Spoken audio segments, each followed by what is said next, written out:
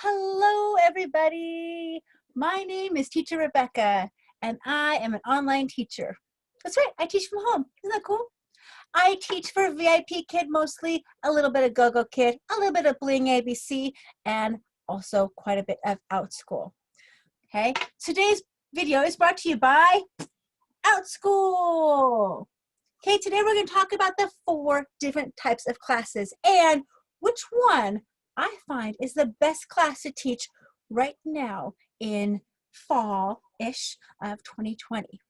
Okay, so let's do a rundown of the classes. Also, if you like this video, please like and subscribe to my channel. I might come up with new videos every once in a while about cool things with Outschool, with VIP Kid, with Go-Go Kid and Bling ABC, and just being an online teacher or my life, whatever. See, if you want to see my friendly face again, come back, okay? Thanks. Here are the 4 types of classes. We have the one-time class, the multi-day class, the ongoing class, and the flexible schedule class. Okay, your one-time class. I have a lot of these, and these are ones that they recommend you start with, okay? A one-time class is you teach a one time to these students and you're done. Then next week, you can teach again to other students. The same class, the same lesson, and you're done. Which is really nice because you can spend your time making the content and then you repeat it over and over and over and over and over again. My most successful class is the one that I made back in June when I first started. I've now been an Outschool teacher for 6 months. I was hired on in May, but my first class was in early June. So that's my first paycheck was in June. And June, July, August, September, October, November. It is now November 2020. I've been here for 6 months. And my most successful class is still that first class that I made in June. So right now my niche is science experiments. That's the way I started. That's what was booking. So that's the way I'm going. And I'm learning so much about fun kitchen science and things that kids can do. Ages 3 to 8 is my specialty. And I can accommodate all those ages in one class. Some people are worried about, well, you should do like a 4 to 6-year-old, or you should do like a 7 to 8-year-old class. You know, I've got siblings who come in my class, and some of my classes I can accommodate so well. A 3-year-old and an 8-year-old can have fun in the exact same class. And that's a pretty cool teacher who can accommodate all those ages in the same class and the same levels. It's pretty cool. For science experiments, yes, okay? But I also have a math class I'm going to get to later. It's a different kind of class, okay? So your one-timers, you create the lesson plan, you're done. You schedule out different sections of that, and people can choose one of your sections, and you just repeat the class the same way pretty much over and over again, okay? The second type of class is the multi-day class.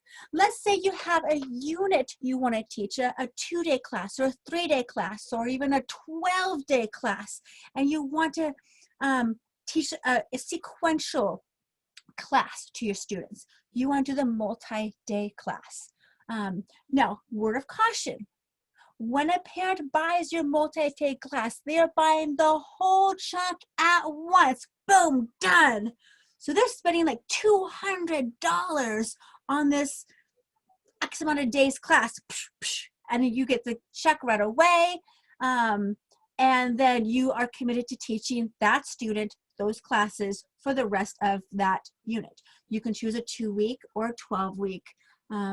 You can choose whatever time, how many times per week you want to teach, how many weeks you want to go, but this is the multi-day where there's a part 1, part 2, part 3, part 4 class.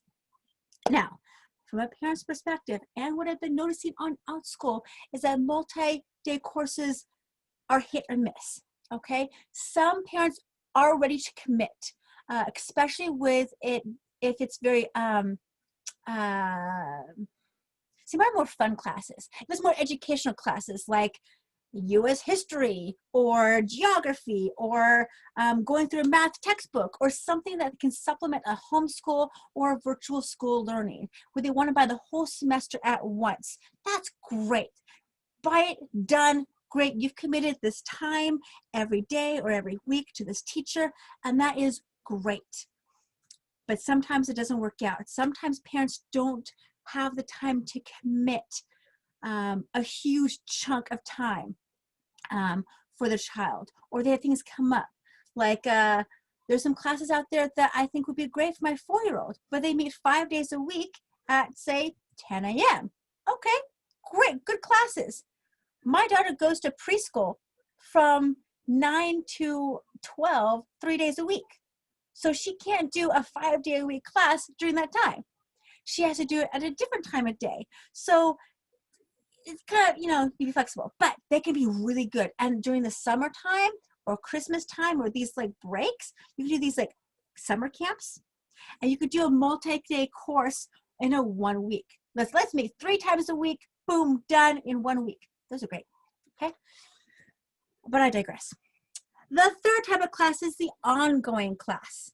An ongoing class meets once a week continually or twice a week continually, and it's a drop-in, drop-out kind of class.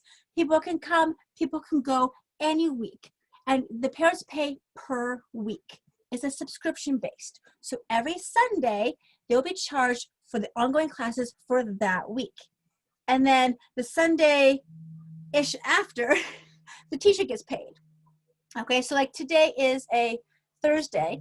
With the classes I teach today, ongoing class, will not get paid this Sunday, but a week from Sunday. So it's a bit delayed, but it all works out. And so on Sundays, I get these big chunks of things because I teach a couple ongoing classes.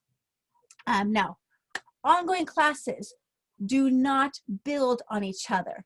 They are separate classes where people can jump in and jump out at any time, and they won't feel like, oh no, I missed last week, I'm so behind.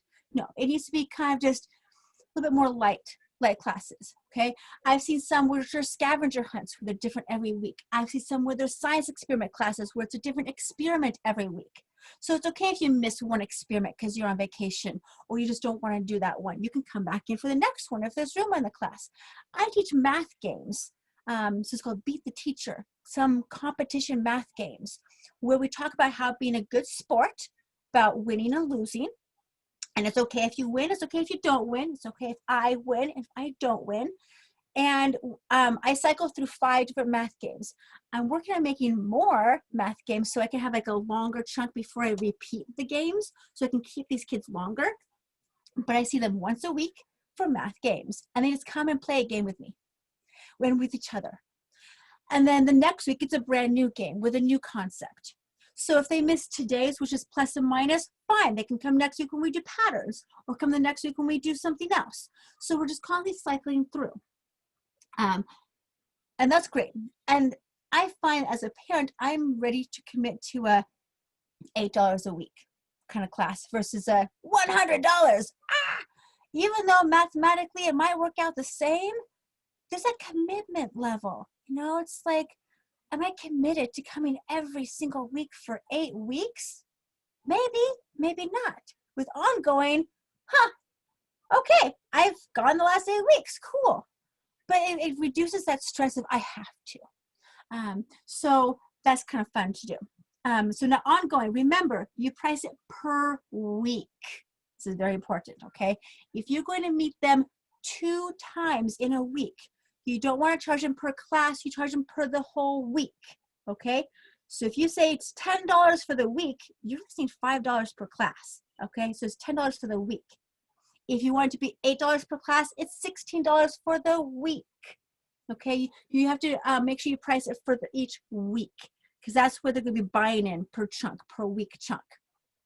Just giving you a heads up because I've seen people undercharge and they charge $5 for the week. And it means twice in the week. $5 for the whole week? That's like $2.50 per class. That's a steal for the parents, but not much for the teacher. They're not making much money off that. They're making like about $2 per kid for the whole week. So just make sure you keep track of those. Okay, so that we did one time, we did multi-day, we did ongoing. Now flexible schedule. Flexible schedule is great for these students who don't like to be on camera or they don't have a very good structured schedule. They can't make it to certain classes. They're flexible, which means the teacher has made pre-recorded videos, perhaps, that the students can watch on their own time, and they can participate through the chat, through different games on Google Slides or whatever. I don't have a flex class, so I don't know what I'm doing here, but I did take I took a class, no. My daughter took a flex class, and so that teacher had pre-recorded videos once or twice a week that we were able to watch together and do the projects together. And then I just took pictures of her doing it because she's 4, so it's very limited interactions. And I just posted those. And she told me what to type as I typed it in. But when you get to middle school, high school, you have more communication, but you can do it on your own timetable. So usually it's like the teacher brings out one thing per week that you got to type together. So that's great for some people, and you buy the whole chunk of classes at once. Kind of like multi-day, but on your own time. So that's kind of fun. But there's a lot of background work for the teachers. So the teachers have to prepare the whole thing in advance, and then they can post it. But what's nice about this is once you've done all that work, you can just repost it over and over again, and people can just take those classes over and over again. Same with the one time, over and over again. So there's a lot of back-end work making the lesson plans, but then you just reuse it, which is kind of fun. So which one of these is the best ones right now in fall of 2020? Well, during the summer, during COVID time, I found that one time was the best, and I filled those up pretty well. People are like, I'm bored today, let's go take a class. Boom, done. But right now, my most popular classes are my ongoing math classes that meet once a week. This is where I get my big bucks from, big bucks. Okay, this is where I get some of my decent money from, and my multi-day classes have just flopped. I've tried some summer camps where it's 3 times a week and I get 1 student all week long. And once you start the section, no one can join in, so it kind of stinks. And I have yet to do a flexible schedule, so I can't really talk about that one, okay? So I recommend to do an ongoing class, okay? And I just meet like once a week, and I just do the same, I cycle through the same games. Tip about ongoing, never finish an ongoing class. Don't close it down and start a new section. You're gonna lose all those learners. What you have to do is you have to just open up new slots within that section so they can see that, oh, we're just gonna continue on, and they're automatically enrolled into the next week unless they cancel, which is kind of cool. So they have to go and cancel and withdraw or stop the subscription for the class. Otherwise, they are going to keep going in there. Okay, so I would suggest find an ongoing class and just make it different every week and just cycle through it. I was going to finish a December break and then start brand new in the spring with new games, but I don't want to lose the momentum I have. Okay, when I started this math games class, I had 1 student, 1. I'm like, oh, well, so much for this. Okay, fine. Well, the next week I had 2 or 3. And then that class filled up and I had 6. My max is 6 per class. So I made another section on a different day that did the same math game. So now, 6 months later, I have 5 sections of this. I have one on Monday, one on Tuesday, nothing on Wednesday. I have 2 classes on Thursday and one on Friday. And all week long, we do the same game. And then the next week, we all do the same game. So there's not much prep. I do the same game over and over again 5 times per week and then start again. So I looked today and combined all 5 classes. I've got about 20 students who I'm seeing this week. That's pretty good. Now they come and they go, and I don't want to get hard feelings if I go, you left me. Why'd you drop my class? Oh. But I've had to learn to let go because I could come back. And that's also why I want to make more than 5 games so they can keep coming back for more. Because sometimes when at the end of the 5, they go, oh, then they're done that. So I want to create more. But sometimes people use my ongoing class as a one-time class. And I've done this too for my daughter. I use it once and go, that was fun, and I stop the subscription. So they just treat it like a one-time fun class and then they leave. And that's fine too. Maybe they're just not interested. Maybe it just wasn't what they expected or whatever. So that's cool. So, moral of the story, do an ongoing class. If you teach with OUTSchool, let us know what you teach. You can drop a link below to your profile if you want to. Tell us, are you doing multi-day classes, one-time classes, ongoing classes? Do you have a flexible class that you're working on or have shown? Let's encourage each other. So I'll see you guys later with more updates. Happy teaching.